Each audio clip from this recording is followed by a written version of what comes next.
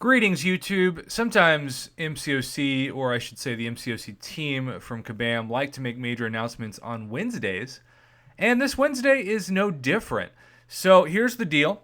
My alliance personally has very much enjoyed not doing Alliance War. I think we've enjoyed the game more than ever. To not have some of your best attackers in timeout, essentially, on offense, and not to have your best defenders, which sometimes can double as your best attackers on defense for 48 hours or something like that. It's really nice. But I respect the fact that there are a lot of people out there who still love Alliance War. And actually, I've heard from quite a few people in the lower tiers who say that the new map's actually easier for their alliance to clear than the old one, which is kind of cool, I guess.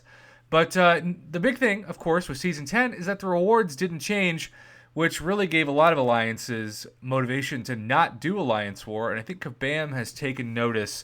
And that's what brings us to today's announcement about the new Alliance War Season 11, which does include what they're calling defense tactics, which are selectable global buffs, the things that we saw, in the beta test that allow alliance leadership and officers to further customize their defenses by choosing a buff, allowing them to play to their alliance's strengths and encourages a more diverse selection of defenders.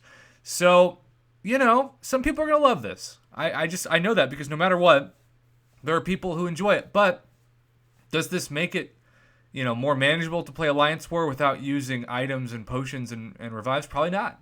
You're probably going to have to use more items than ever because whenever Kabam changes something, their goal is to make more money off of you. They are a for-profit company after all.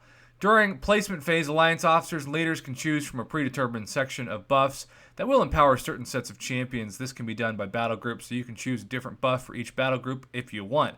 That makes it pretty tricky. As a reminder, these only apply to alliances that play on the Expert and Challenger maps. This means only alliances in tiers 1 to 5.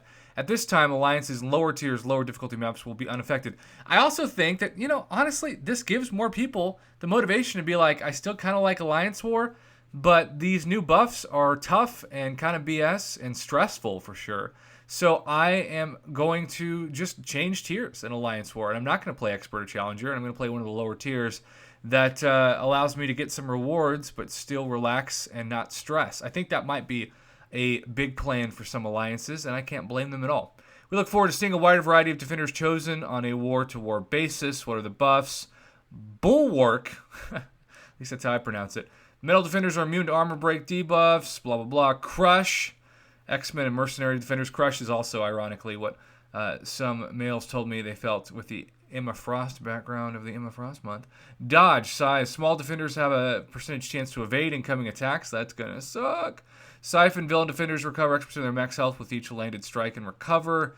Critical strikes against control defenders grant power flood. You'll be able to try these out during the off-season, which starts July 17th.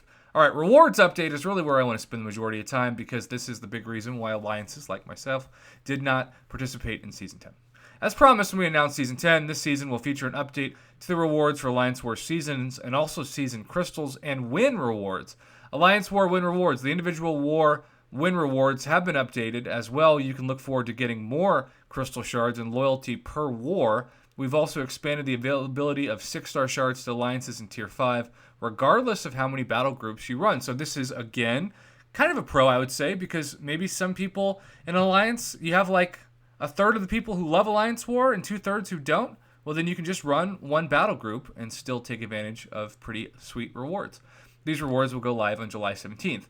Alliance War Seasons Crystals now award between 1,500 and 36,000 Tier 2 Alpha Fragments in the first reward and between 1,500 and 22,500 Tier 5 Basic Fragments, or a rare chance at 900 to 1,800 Tier 5 Class Catalyst Fragments as the second reward. I think that's T5CCs, not T5Cs.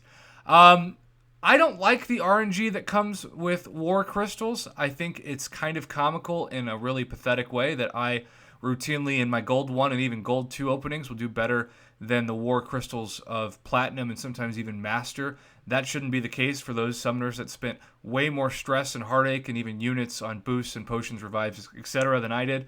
But that's just the nature of this. This is going to be more RNGesus than ever before, and it's going to be RNGudas because it will betray you more than anything.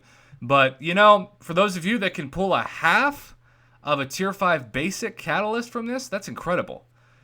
We've already seen the fully formed T2As out of the past war crystals with 36,000 fragments. But yeah, the tier 5 basic, that's the biggest change that was needed, and I'm glad that they agree and have changed that, but I still hate the RNG aspect. If you're in the top tiers, and I will never be in the top tiers, so this doesn't benefit me.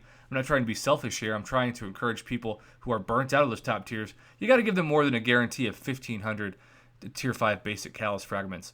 Alliance War season rewards have been increased across the board. Addition of a Platinum 4 tier to add more granularity. How about that for a word? Between Gold 1 and Platinum 3. Tier 5 class Kalos fragment crystals to Master 1. Okay, that's a big deal because, of course, the in-game players, the really top in-game players, are pushing to rank 3 their first 6-star. And so this is going to get them there faster, and that really is the purpose of these War Crystal updates. You can take a look at the full season rewards in the post below. These new season rewards go live for season 11. Okay, so we have these beautiful pictures by Kabam Mike. Fully formed fully formed 6-star crystal, I should say. Two 5-stars, a fully formed tier 5 basic, 9,000 more, 2 tier 2 alphas for master rank 1. So that's always going to be very competitive. I'm actually surprised it's not even better than that. And then you have the platinums. 27,000 tier 5 basic is pretty impressive. Now, a lot of people are in the gold, and so the top 1,500 alliances in gold 1, it looks pretty similar to what we've seen before, not a drastic change, and I do think that might be a little bit of a bummer. Gold 2, you do still get 6-star shards, so that's some nice, kind of gold 2 kind of reminds me of what gold 1 used to look like. And then for those of you who care, beneath gold 3, you do get 5-star shards and some 4-star shards. You know, the increase in rewards, particularly tier 5 basic chance for more, is nice, but the global buffs, especially at the top, because of course that's what really is affected by this, I don't know, y'all. I still feel like it could be way more stress and work than it's worth it. In life, you've got to ask yourself, do the pros outweigh the cons? Cost-benefit analysis, if you will.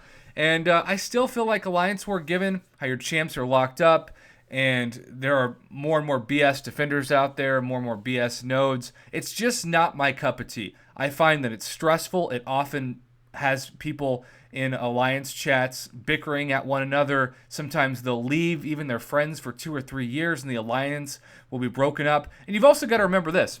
We have now, because of the change of not being able to donate to the alliance treasury, the biggest problem that I've seen behind the scenes, and that's people saying, Prof, we are hurting treasury-wise because we can't get recruits. And then when we get recruits, they're not very good, or when they're good, they leave us. And so we just can't continue to fill our treasury coffers for the average alliance. I'm sure there are workarounds for some, but not for all. So, I don't know. To have more stress in this, I just think that's a bad recipe for disaster. Now, maybe this map will be fair, and maybe people will enjoy it. I do want to keep an open mind for that, but personally, this doesn't get me excited to play Alliance War, but that might just be me. I've always been anti-Alliance War seasons. I do believe they're the worst thing that happened to the game. They've pushed out a lot of great players. They've burnt out some YouTubers. It's just not fun to me. Some things put the FU in fun, and Alliance War seasons traditionally are what I feel about that. But maybe you completely disagree, and if you do, cool. Let me know in the comments below. Otherwise, thanks for watching and supporting my Marvel Contest of Champions YouTube channel. Have a great, newsworthy Wednesday.